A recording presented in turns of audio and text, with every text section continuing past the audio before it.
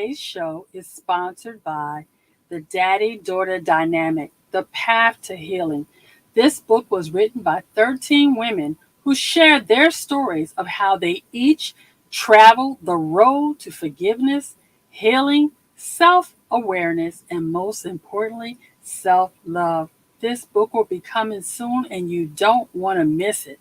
But while you're waiting, head over to Facebook to the Daddy Daughter Dynamic group and join the conversation. You won't be sorry. Hi, I'm Brenda Warren, the Solutionist. I see things other people often miss. And today we're going to talk about whatever it takes. Recently, I had a conversation with someone that says, Brenda, it doesn't take all that. And I had to disagree. We were talking about weight loss in general, relationships, spiritual life, finances, my entrepreneurial journey, and many more subjects. But they were sure that it didn't take all that. And I was sure that comment came from someone that wasn't willing to do whatever it takes to get what they desire. You see, oftentimes we find ourselves in a position of wanting to make a change. You know, you are not clear on how to get from where you are to where you want to be. That's where I come in. I say I help people get get clear on where they are to where they want to be by filling in that gap in between. And it's in the gap where you generate action purposefully that you begin to make the change to tap in to your best life now. And what is now? No opportunity wasted. You know, the young lady I was talking to was clear she wanted to make a change.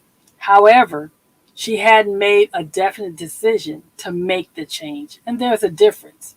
You see, I listen to people on a daily basis say, Brenda, I want to lose weight. And what do? They still eat poorly. They don't exercise. They don't educate themselves. And then 6 months later, they're still in the same position where they started. Or someone will tell me, Brenda, I want a better spiritual life. Yet they won't pick up a Bible, a Quran, or any spiritual literature that will help them improve and make gains in their spiritual growth. Or what about those of you who say, Brenda, I don't want to be in debt anymore. I want to live debt free. But you don't stop spending. You see, these are the mistakes that we make when we say, I want to make a change, but you haven't made a definite decision yet. You see, when you tap in to your own genius and decide what it is you truly want, then you begin to make the shift that will allow you to get the results you desire. You know, change isn't easy. It takes effort. And sometimes the effort it takes will be painful. Take, for example, becoming debt free.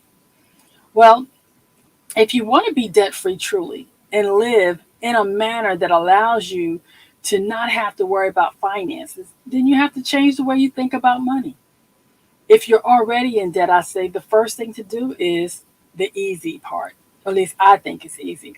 Stop spending. It's not rocket science. If you find out yourself in a debt situation, the very first step is to stop spending any additional money. Then I would ask you to take inventory. What do you owe and what's coming in? Once you figure that out, then you can go about making a plan to tap into debt freedom. Prior to that, you're just throwing money away.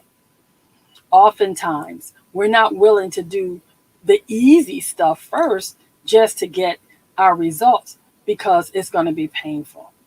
You know, there's always going to be something to buy, some new shirt, some new shoe, something, some new gadget, a book even. But the question is, do you want it or do you need it? You have to begin to prioritize your spending in a way that allows you to live your best life now financially. Maybe finances is not your issue. Maybe it's your spiritual walk. Are you praying, meditating, taking the time to tap into yourself and find out how you can live your best life now spiritually? Have you determined what it is that you truly believe? As for me, when I began to really tap into my belief in God, I took time to daily pray, to give thanks, and have gratitude for the many blessings that God bestows upon me.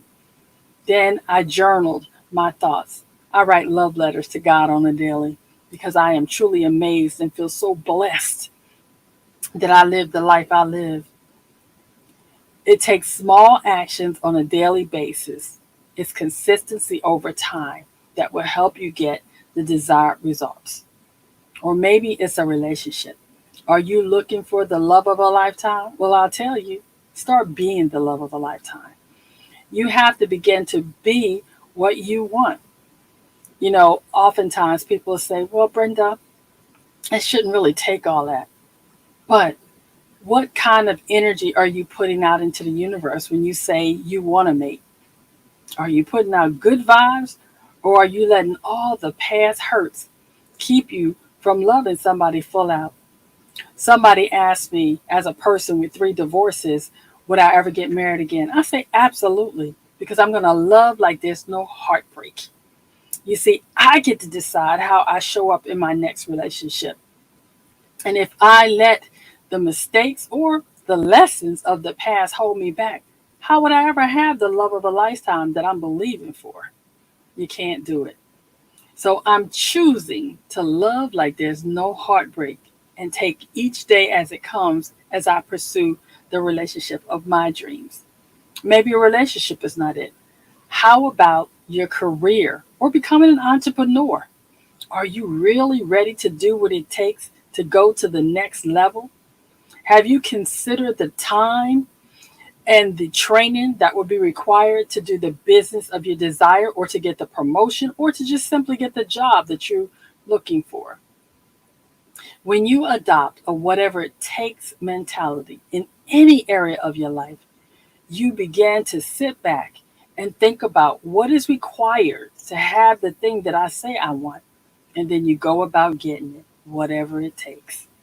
It may not be easy, but what I'm here to tell you is that when you clear your mind and get ready to tap in to living your best life now with no opportunity wasted, you will do absolutely whatever it takes to make that happen.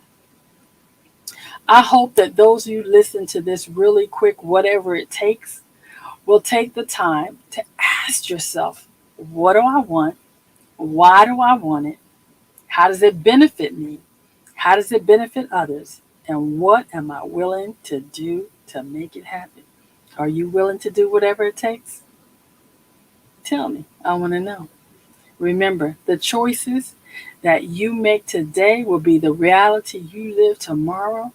So choose wisely and be blessed, whatever it takes.